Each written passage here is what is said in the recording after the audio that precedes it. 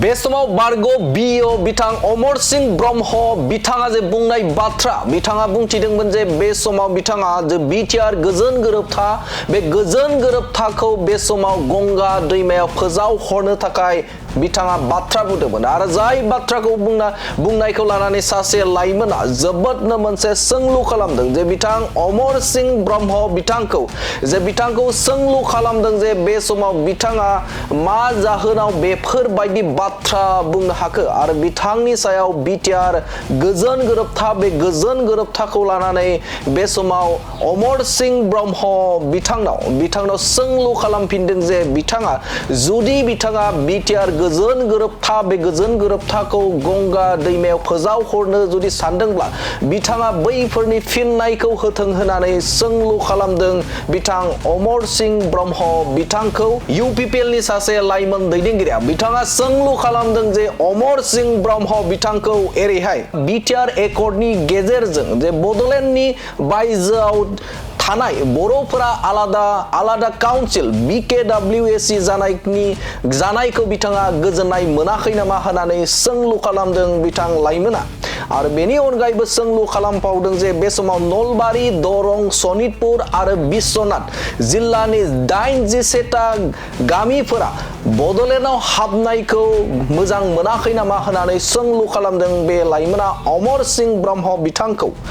बर' रावखौ गासै आसामावनो लोगो मावख'आरि राव जानायखौ गोजोननाय मोनाखै नामा होननानै सोंलु खालामदों बे लाइमोना बर' बिजों फरायसालिफोरनि थाखाय आलादा डाइरेक्टर जानायखौ मोजां मोनाखै नामा होननानै सोंलु खालामदों बे लाइमोना आरो बेनि अनगायैबो आरोबाव सोंलु खालामबावदों बिथां अमर सिंह ब्रह्म बिथांखौ सोंलु खालामदों जे बड'लेण्डआव गोजोन थासारि फैनायखौ मोजां मोनाखै नामा जे बड'लेण्डआव गोजोन थासारि फैनाय बे फैनायखौ बिथाङा गोजोननाय मोनाखै नामा होननानै सोंलु खालामदों बे लाइमोना आरो सोंलु खालामबावदों जे बिथाङा बिटिआर एकर्डनि सागानगिरिफोर बिथांमोननि मावथि लोगोफोर आरो आफादफोरखौ मोजां मोना नामा बिथाङा बुंथिदों जे बे समाव बिटिआर गोजोन गोरोबथा जाय खालामदों बे खालामनाय मावथिफोर एबा जाय बिटिआर गोजोन गोरोबथाखौ खालामदोंमोन आरो सागानगिरिफोरखौ बिथाङा मोजां मोना नामा होननानै सोंलु खालामदों बे इउपिपिएलनि सासे लाइमोन दैदेनगिरिया थारैनो बे समाव बिएससि गोरोबथा बिटिसि गोरोबथा आरो बिटिआर गोरोबथा बे गोरोबथाया रायजो राजाफोरनिनो मोनसे गोरोबथा जाय गोरोबथानि गेजेरजों बर' हारिया माबा नङा माबा मोनसे मोनदों आरो बेखौ लानानै जे सानफ्रोमबो सोंखारिबाय थानाय सानफ्रोमबो बाथ्रा बुंनायखौ लानानै बे लाइमोना जोबोदनो सांग्रां जादों आरो सांग्रां जानानै जे बाथ्रा बुंथिदों जे बिटिआर गोजोन गोरोबथानि गेजेरजों माखासे मानि खामानिफोरा आथिखालाव जाबाय बै जानायफोरखौ बिथां अमर सिंह ब्रह्म बिथाङा गोजोननाय गैया नामा होननानै सोंलु खालामदों जे बिटिआर गोजोन गोरोबथानि गेजेरजों सानजा फारसे सिमा बांबाय एबा नलबारि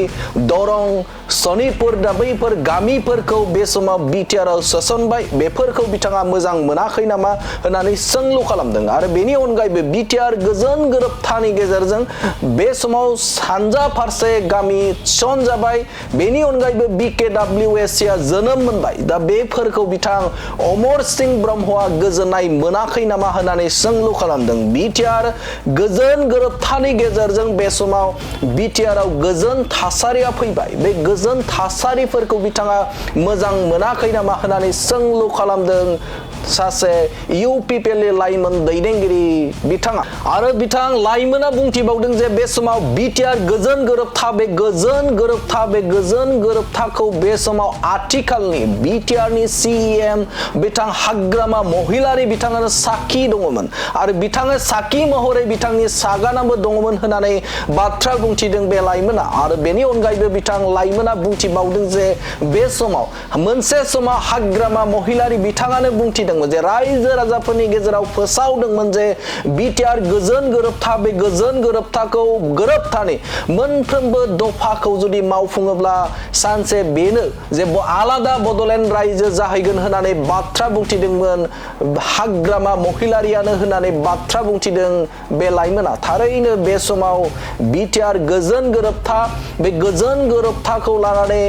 बाथ्रा बुंनाय अमर सिंह ब्रह्म बिथांनाव गोख्रों सोंलु खालामदों सासे खनसाय बर' मुंनि इउपिपिएल राजखान्थि हान्जानि सासे लाइमोना दानिया फैदो बिथां खनसाय बर' बिथाङा आरोबाव मा बाथ्रा बुंदों नोंथांमोननि गेजेराव आबुङै होनि रायजो राजा नोंथांमोन गिबियावनो खुलुमग्रोबाय आङो दिनैबो फिन खेबसेबाव भिडिअ बानायफिनदों मानोना मैया जोंनिनो दतमानि अमर सिंह ब्रह्म सार बिथांखौहाय बिटिआर रेकर्डनि बेरेखायै माखासे खोथाफोर बाथ्राफोर बुंनाय नुदों दा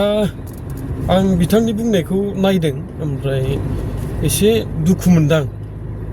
ओमफ्राय एसे फोथायनो हाया बायदिबो मोनदों आरो गनायनो हाया मानोना बिथाङा सासे ब्लक एलिमेन्टारि एजुकेशन अफिसारमोन रिटायार्ड सासे बिइअ बिथाङा दा बिइअ मानि मा सोलोंथाइनि बिथाङा अफिसार दा बे खेथ्रआव बिटिआर रेकर्डआव जे सोलोंथाइनि बाथ्रा दं बेखौ मानो सानाखिसै आं बेखौ बुजिनो मोनाखिसै आरो माने बिटिआर रेकर्डनि गेजेरजोंहाय जोंना आगोलहाय जिहेतु आंबो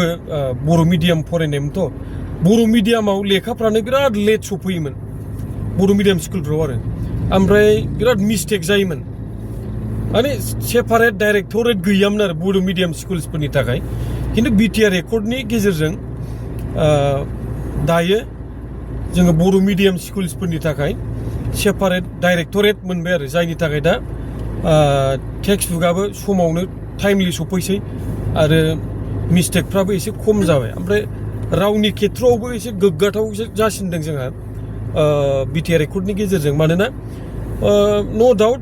जोंनि रावा आगोलनिफ्रायनो जेनेबा ओइट सिडिउलाव हाबनाय आरो आगोलनिफ्रायनो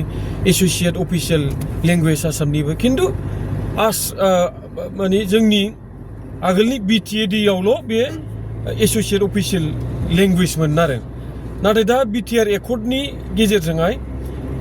आगोलनि बिटिएडि बा दानि बिटिआरनि बायजोआवबो जोंनि बर' रावखौहाय एस'सियेट अफिसियेल लेंगुवेज हिसाबै फोसावनाय जाबाय आरो आं बिराद प्राउड खालामो बिनि थाखायनो मानोना जोंनि रावा एन्टायार आसामावनो दा अफिसियेल लेंगुवेज जाहैबाय आरो मोनसेया मा जेनेबा बड'लेण्ड सोमावसारनायावहाय गासै बर'फ्रानो हेफाजाब होदोंमोन गासै आसामनि बर' सुबुंफ्रानो फ्राय बाहागो लाबोदों आरो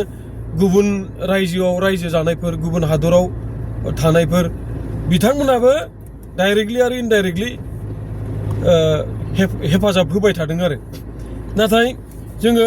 सोमावसारै 2020 सिमाव मोनथाम एकर्ड जादों जेनेबा मोनथाम एकर्ड जाखांनायनि उनावसो बड'लेण्डनि बायजोआव थानाय बर'फ्राबो माबा मोनसे मुलाम्फाखौ मोनदों आरो नङाबा नोङो बिटिसि सिगाङावथ' जेनेबा बिएसि मोनबाय 1993 आव जाय एकर्डआव माने खुनु एरियायानो गैया आरो स्पेसिफिक एरिया ओमफ्राय बिनि उनावहाय बिटिसि एकर्ड जाबाय बे बिटिसि एकर्डआव एरियाखौ बिटिएडि होननानै बुङो आरो जेरै दायो बिटिआर एकर्डनि उनाव बिटिआर बड'लेण्ड टेरिटरियेल रिजन होननानै बुंनाय जायो एरियाखौ दा बड'लेण्डनि बायजोआव जाय बर' सुबुंफ्रा आसामनिया रायजो जागासिनो दं बिथांमोननि थाखाय आलादा अट'नमास काउन्सिल होबाय आरो माने बर'फ्रा मोनसेल' हारि खिन्थु मोननै अट'नमास काउन्सिल मोनबाय आरो ओमफ्राय गोबां गामिफोर गासै 81टा गामिफोर नलबारिनिफ्राय हाबदों सनितपुर डिस्ट्रिक्टनिफ्राय हाबदों बिश्वनाथ डिस्ट्रिक्टनिफ्राय हाबदों दा गहपुरसिम एकदम गहपुरसिम जोंनि बड'लेण्डआव माने बिटिआरआव दा हाबबाय आरो दा बिनि थाखायनो मोजां आरो बिटिआर रेकर्डआ ओमफ्राय अमर सिंह ब्रह्म सार बिथाङा पावारखौ खमायबाय होनदों आरो बिटिआर रेकर्डनि उनाव बे बिटिआर रेकर्डआ बर' हारिखौ फोजोबसिगौमोन गतिके दा बेखौहाय गंगा दैयाव फोजावहरनांगौ होननानै बुंदों आरो बेयो एक्सुवेलि सोंखारिथाव आरो बिराद दुखुनांथाव आरो बिदि बुंनाया आरो जाय बिथांमोना बिदि बुङो बिदि जावले बुंबाय थायो निस्सय नोंथांमोनखौ बड'लेण्डनि बायजोआव थानाय बर'फोर जाय बिथांमोना दा BKWSC मोननानै मिनि खुसियै रायजो जागासिनो दं बिथांमोना नोंथांमोनखौ माब्लाबाबो निमाहा होनाय नङा आरो जाय बिथांमोना दाखालि बिटिआर एकर्डनि गेजेरजों जे जोंनि जायगायाव जोंनि बड'लेण्डआव जे गोदानै हाबफैबाय बिथांमोनाबो नोंथांमोनखौहाय जुदि बिटिआर एकर्डखौ नेवसिबाय थायोब्ला नोंथांमोनखौ निमाहा होनो हानाय नङा आरो गनायनायाथ' गनायनो हाखानाय नङा आरो बे एक्चुअलि पावारनि खेथ्रआव आङो मोनसेयावथ' बुंखाबाय नोङो जुदि अट'नमास काउन्सिल मोनोबा पावारा बारायगोन ना बाराया गतिके बड'लेण्डनि बायजोआव थानाय बर'फोरनि पावारा बारायबाय आरो जोंनि बड'लेण्डनि बा बिटिआरनि सिङाव थानाय बर'फोरनाबो गोहोआ बारायबाय जोङो बर'फोरनि संख्या हिसाबै बाराया गामि हाबदेरनायाव खिन्थु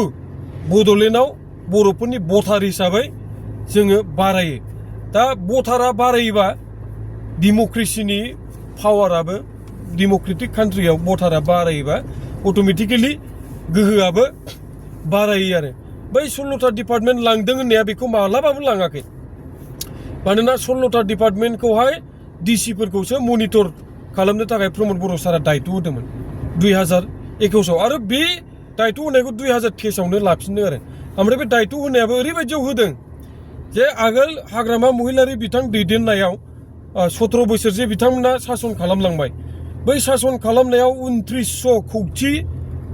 दाहार जानानै थादों जायखौ लायाबिलिटि होनो आरो इंलिसावहाय दा बे लायाबिलिटिखौ बोरै सुख'नो बिनि बिराद गिदिर जेंना गतिके लायाबिलिटि दाजाथोंसै फैबाय थानाय समाव जों बेखौहाय सिस्टेमेटिक जाथोंसै होननानै प्रमद बर' सारा सानदों आरो दा बे हिसाबै मनिटर खालामनो मोनसे मेकानिजम खालामदोंमोन नाथाय बेखौ लाफिनदों 2023आवनो लाफिनदों दा लायाबिलिटि जायोबा मोनसे जायगायाव जौगानाया बिराद खम जायो आरो मानोना 2900 कौटिया खम फैसा नङा जोङो बोसोरै फैसा मोननायानो 700-800 कौटि मोनो आगोलथ' बिराद खमबावमोन हाग्रामा महिलारि बिथां माबानायाव खिन्थु दायो 700-800 क्र'रसो थाङो आरो बोसोराव दा जोंनि सरकारा दस्रा जौगानायनि डेभेलपमेन्टेल खामानि जेबो मावथ'ला जोङो लायाबिलिटिखौ सुख'ग्रोजोबसै बे जोबागौ मानि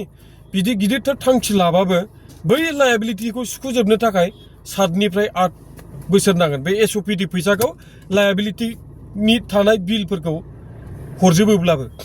आरो पावारा माब्रै खमायनो आंथ' बारायनायखौसो नुदों आरो बेनो सैथो खारन नोङो दाखालि आसाम सरकारनिफ्राय जे नटिस फैदों जे क'क्राझारनि डिसि ओमफ्राय चिरांनि डिसि बिथांमोनखौहाय बिटिसिआव एडिशनेल दायथ' होनायफोरखौहाय बोखारनाय जाबाय होननानै खिन्थु बै एडिशनेल दायथ'आ मामोन नोंथांमोना मिथिगौ ना सेक्रेटारिसोमोन बिटिसिनि दा डिसिफोरखौनो सेक्रेटारि खालामदोंमोन प्रमद बर' सारनि समावहाय गतिके सासे सेक्रेटारिया सासे चिफ एक्जिकिउटिभ मेम्बारनि गाहायाव ना गोजौआव गाहायाव अब्ला बबे पावारा खमायनाय जाखो आरो बिटिआर एकर्डआव मोनसे रोखायै लिरनाय दं जे जुदि मोनसे डिस्ट्रिक्टनि डिसि आरो एसपि खौहाय पस्टिं खालामनोबा चिफ एक्जिकिउटिभ मेम्बार जोंहाय रायज्लायग्रोथारनांगौ खिन्थु आगोल बिटिसि एकर्डआव डिसि आरो एसपि नि ट्रेन्सफार खालामनाया बा बिसिनि पस्टिं खालामनायावहाय बिटिसिनि चिफआ जेबो खामानि गैयामोन आरो नाथाय दा बिटिआर एकर्डनि गेजेरजोंहाय जोङो बै डिसि आरो एसपिफोरखौ पस्टिंआव खालामनोब्ला चिफ एक्जिकिउटिभ मेम्बारजोंहाय रायज्लायग्रोथारनांगौ गतिके बे पावारा बारायनायसो खमायनाय नङा गतिके बिटिआर एकर्डआ बर'फोरखौहाय दंस' खालामनाय नङा बर'फोरनि गोहोखौ बारायनानैसो होदों मानोना आं एसे सामारिसो खालामफिनबावनाय जानोसै नै बड'लेण्डनि बायजोआव बर'फ्रा अट'नमास काउन्सिल मोनबाय अब्ला बे पावारा बारायगोन ना बारायाखै बड'लेण्डआवबो माखासे थाबोनाय गामिफ्रा हाबबाय आरो गोबाङानो हाबबावगोन बर'फ्रा जोंनि बड'लेण्डआव बिटिआरआव बांगोन आरो बाङाखै बांनाया गोहोखौ बारायहोगोन ना बारायहोआ आरो मोनसे गोनांथार खोथाया बेबो जे जोंनि ओनसोलावहाय बिराद असान्ति दंमोन माने माला मा जागोन जों मिथियामोन दावराव जाबाय थायोमोन दावरावआनो जोंना मोनथाम रोखोममोन जोङो बर'जों बर'बो बुलायोमोन बर'जों गुबुन हारिफोरजोंबो जों बुलायनो गोनां जायोमोन आरो जोंनि आइजें लाग्रा बिथांमोन आरो भारत सरकारनि आरो आसाम सरकारनि रौनियाफोरनि गेजेरावबो दाङाबाजि जाबाय थायोमोन आरो जायनि थाखाय जोङो सान्थि थासारिखौनो मोनामोन दा बे सान्थि थासारियाथ' फैबाय